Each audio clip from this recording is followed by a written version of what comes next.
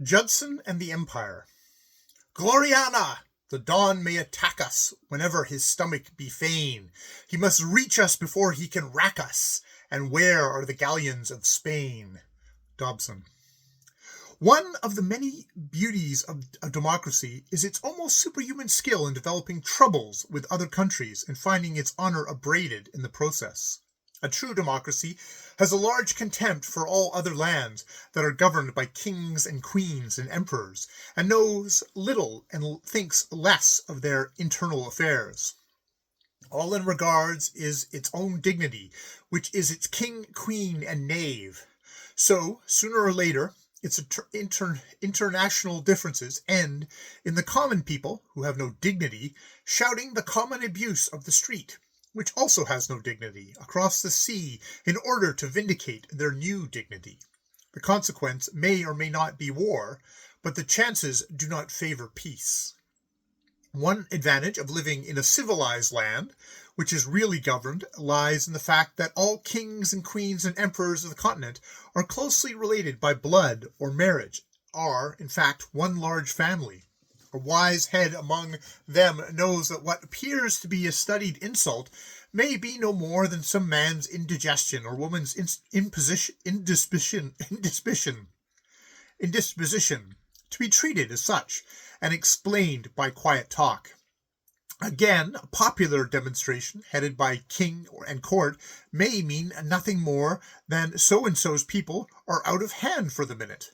When a horse falls to kicking in a hunt crowd at a gate, the rider does not dismount, but puts his open hand behind him, and the others draw aside. It is so with rulers of men. In the old days, they cured their own and the people's bad tempers with fire and slaughter. But now that the fire is so long of range and the slaughter so large, they do other things, and few among their people guess how much they owe of mere life and money to what the slang of the minute calls puppets and luxuries.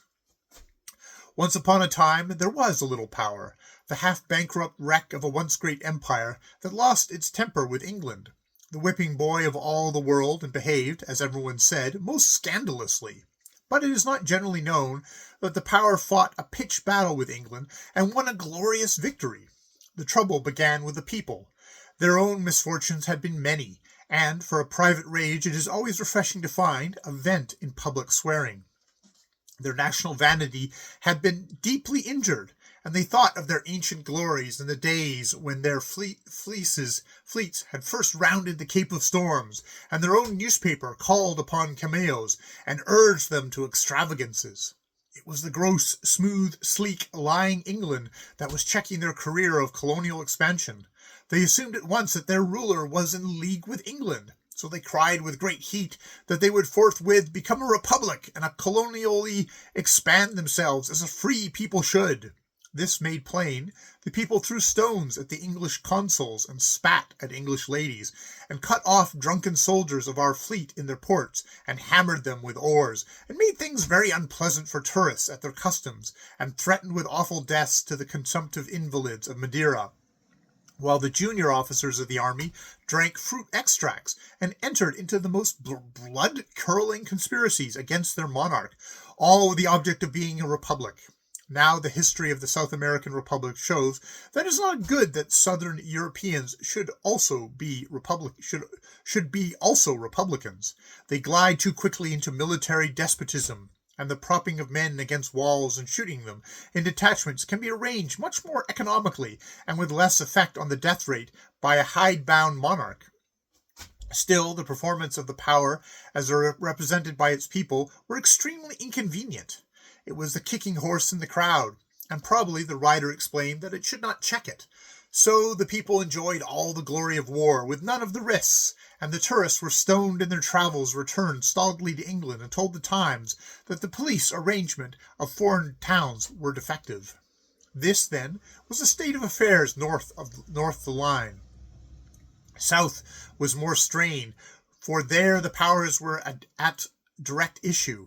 England, unable to go back because of the pressure of adventurous children behind her, and the actions of faraway adventurers who would not come to heel, but offering to buy out her rival, and the other power, lacking men or men or money, stiff in the conviction that 300 years of slaveholding and an intermingling with the nearest natives gave an inalienable right to hold slaves and to issue half-castes to all eternity, they had built no roads. Their towns were rotting under their hands. They had no trade worth the freight of a crazy steamer, and their sovereignty ran almost one musket shot inland when things were peaceful.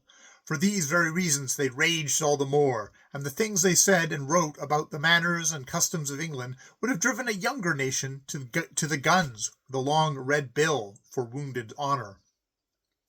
It was then that fate set down in a twin-screw shallow draft gunboat of some 270 tons displacement, designed for the defence of rivers, Lieutenant Harrison Edward Judson, to be known for the future as Bay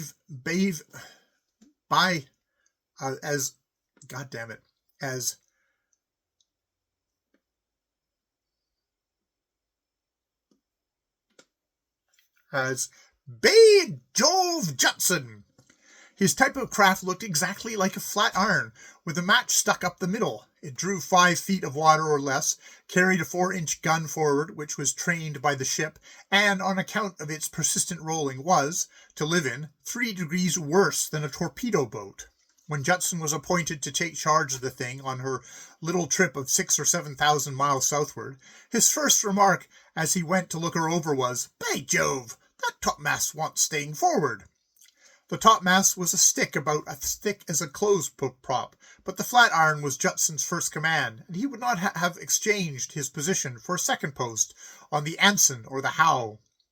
He navigated her, under convoy, tenderly and lovingly to the Cape. The story of the topmast came with him, and he was so absurdly in love with his wallowing wash-tub when he reported himself that the admiral of the station thought it would be a pity to kill a new man on her, and allowed Judson to continue in his unenvied rule.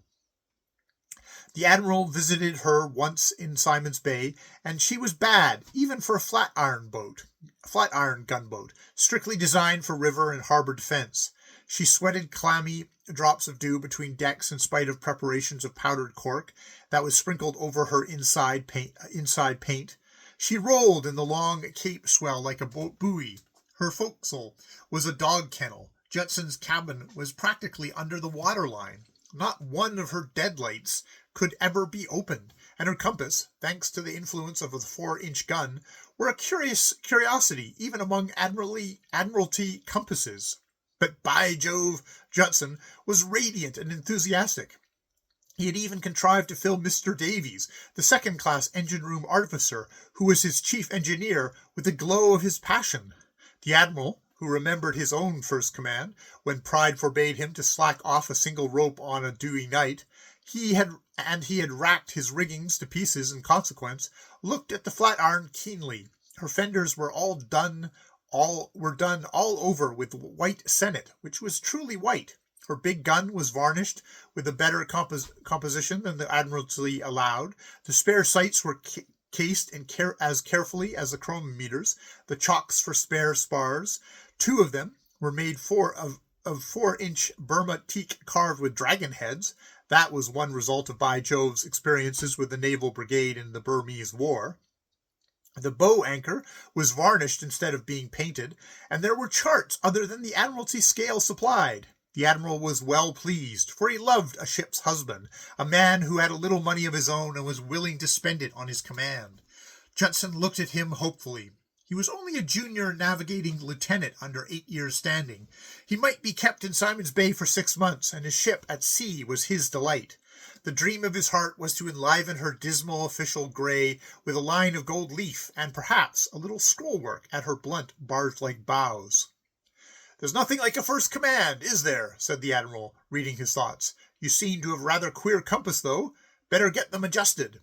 "It's no use, sir," said Judson. "The gun would throw out the pole itself, but I've got the hang of most of the weaknesses." "Will you be good enough to lay the gun over 30 degrees, please?" The gun was put over. Round and round and round went the needle merrily, and the admiral whistled. "You must have kept close to your convoy." "Saw her twice between here and Madeira, sir," said Judson with a flush, for he resented the slur on his steamship. She's a little out of hand now, but she will settle down after a while. The admiral went over the side, according to the rules of the service, but the staff captain must have told the other men of the squadron in Simon's Bay, for they one and all made light of the flat iron for many days. What can you shake out of her, Judson? Said the lieutenant of the Mongoose, a real white-painted Rambo gunboat with a quick-firing guns, as he came into the upper veranda of the little naval club overlooking the dockyard one hot afternoon. It is in the club, as the captains come and go, that you hear all the gossip of all the 7 seas. 10.4, said By Jove Judson. Ah, that was on her trial trip. She's too much by the head now. I told you staying the topmasts would throw her out. You leave my top hamper alone, said Judson, for the joke was beginning to pall on him. Oh, my soul, listen to him. Juddy top hamper. Keady, have you heard of the Flatiron's top hamper? You're to leave it alone. Commodore Judson's feelings are hurt. Keady was the torpedo lieutenant of the big Vortigern, and he despised small things. His top hamper, he said, slowly. Ah, yes, of course, Juddy. There's a shoal of mullet in the bay, and I think they are foul of your screws. Better go down, or they'll carry away something. I don't let things carry away as a rule. You'll see I've no torpedo lieutenant aboard, thank God. Keady, within the past week, had so managed to bungle the slinging in of a small torpedo boat on the Vortigern that the boat had broken the crutches on which she rested, and was herself being repaired in the dockyard under the club windows.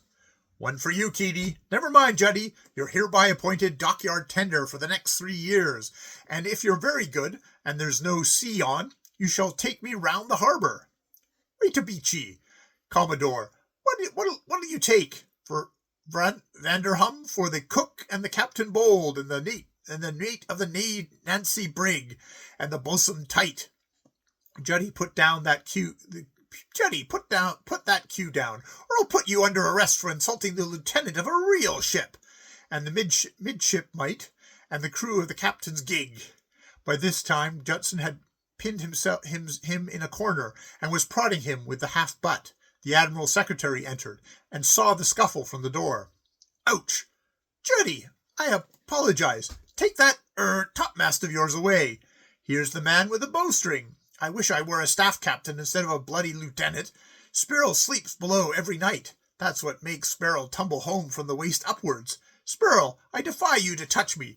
I'm under orders for Zanzibar. Probably I shall annex it. Judson, the admiral wants to see you, said the staff captain, disregarding the scoffer of the mongoose. I told you you'd be a dockyard tender yet, Juddy. A side of fresh beef tomorrow, and 3 dozen snappers on ice. On ice, you understand, Juddy. By Jove Johnson and the staff captain went out together. Now what does the old man want with Judson? Said Keady from the bar.